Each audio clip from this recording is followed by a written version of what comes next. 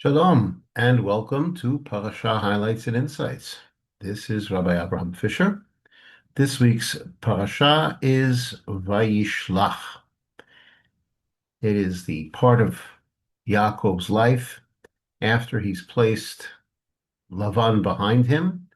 He now has a number of steps before he can return home. So that's what Vayishlach is about. The Parasha, we might say, is divided into six parts. The first part is Yaakov's encounter with Esav. As Yaakov gets closer to home, he decides to send a message to Esav, telling him that he is approaching.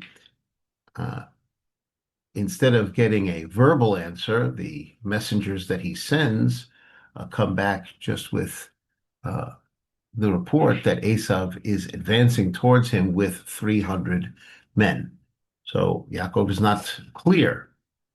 Are Esav's intentions hostile or friendly, or what are they? So Yaakov prepares for this encounter with Esav in three ways. He prepares for war, if necessary. He prepares with prayer, and he prepares with a gift. As for a gift, he sends ahead all different kinds of animals, males and females, a very lavish gift for Esav. The prayer, he prays to Hashem and asks for help, and asks that Hashem uh, save him and his family, so that Yaakov can live out the promise that Hashem has made to him about making him the great nation. Yaakov, in the middle of the night, takes his whole family across the river. Uh, this is not the Jordan River, this is the Yabok. So he's still outside of Israel, but he's now getting closer to Esav's territory. And in the middle of the night, he finds himself alone and attacked. All night long, he wrestles with one who we realize is not human, but rather an angel. And Yaakov prevails, uh, even though the angel injures Yaakov during the course of this encounter. And Yaakov refuses to let him go until uh, the angel gives him a blessing, and he gives him a blessing and gives him a new name, Yisrael, which means one who strives with God. And in this context, we are told about the mitzvah of Gid Hanasheh, the sinew that was injured in Yaakov, and as a result, or connected to that, the mitzvah is to remove the Gid Hanasheh from animals before we eat the meat of that animal. We're not permitted to eat that Gid, that sinew. And so the next day, there's the meeting between Yaakov and Esav. Yaakov insists that Esav accept the gift. Esav is reluctant, but eventually Yaakov is able to prevail on him to accept the gift. Then Esav says to Yaakov, let's travel together back to where I live. And Yaakov says, well, you continue, I will meet up with you. And so Esav travels on ahead.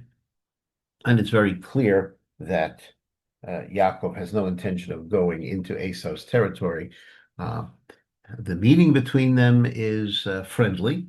Esav actually embraces Yaakov, but who knows how much longer that is going to last. And so Esav returns to his land, the land of Seir, and Yaakov is able to continue on his journeys. As he continues, he comes to a place where he remains for a period of time. Chazal say he was there for 18 months, where he spends some time with the animals sheltered in Sukkot, in huts, and he also builds a house. And we are told that this lasts for 18 months. The place is called Sukkot. Yaakov continues and eventually crosses over into the land of Israel And the first place he stays is in Shechem. In the area of Shechem, he purchases a piece of land and builds an altar there. Ultimately, that piece of land will become the burial place for Yosef. Uh, while in Shechem, we have the next part of the parasha, the tragedy of Dinah.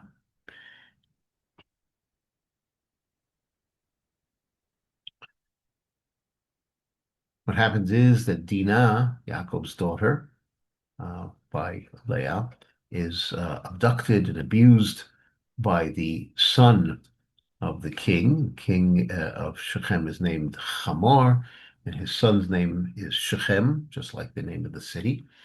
And Shechem wants to marry Dinah.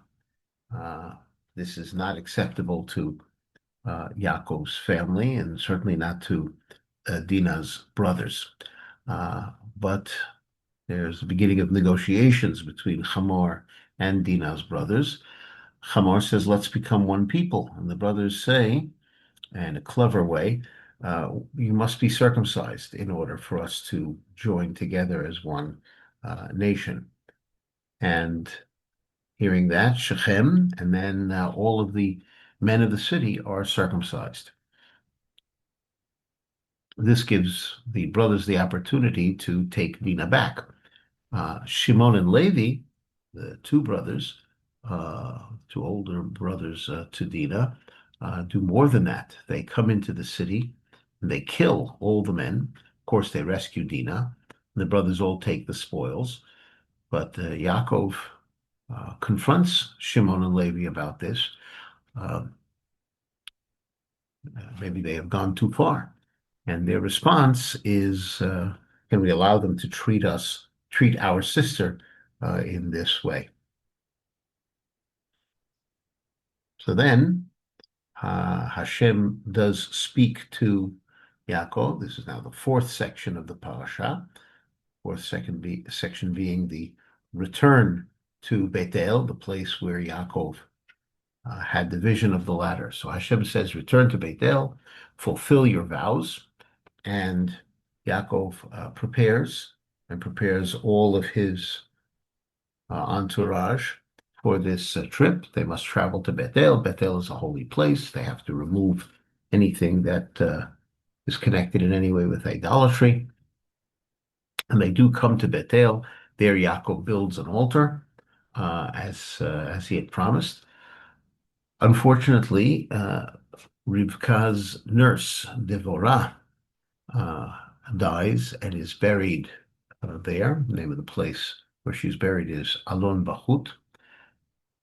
Hashem speaks to Yaakov and confirms that this new name, Israel, will be his name, and Yaakov erects a pillar.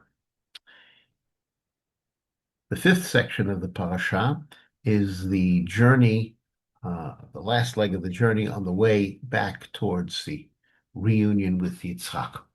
Along the way, Rachel goes into childbirth, and she's dying as she's giving birth.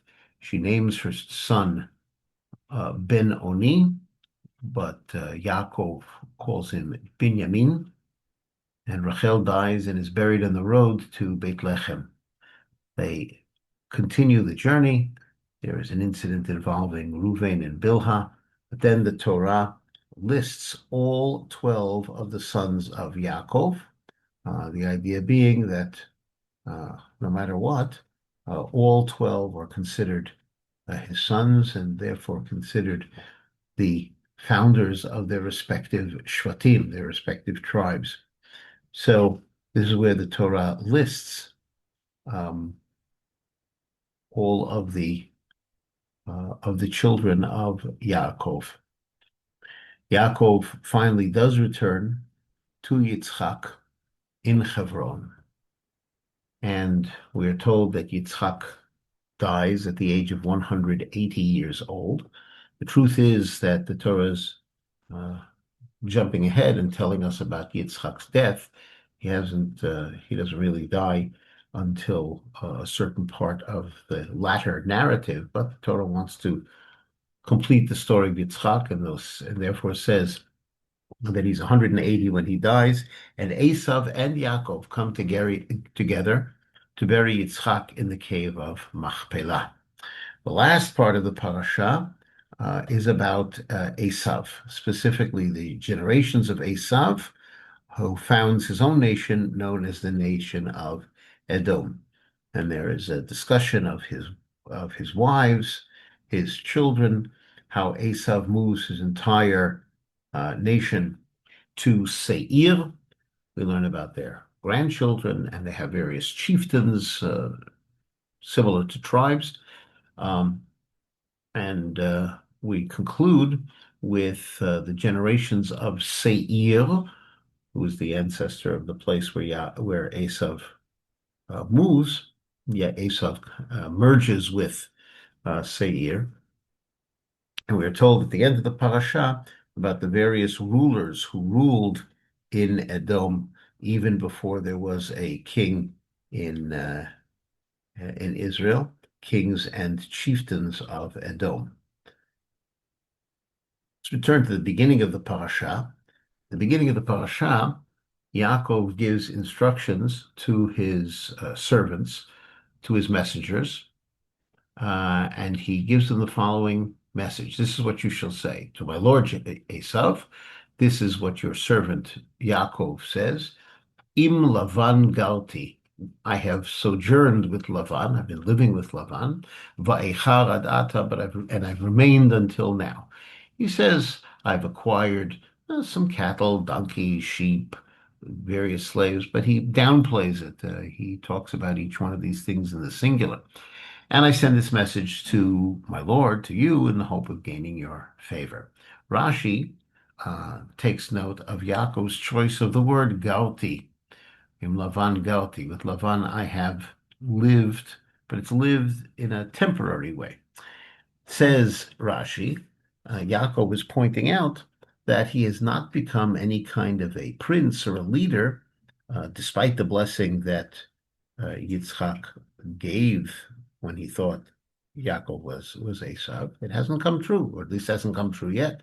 All he is, says Yaakov, is I'm a sojourner, I'm a ger. And therefore, to read between the lines, the message to Esav is, there's no point in you hating me.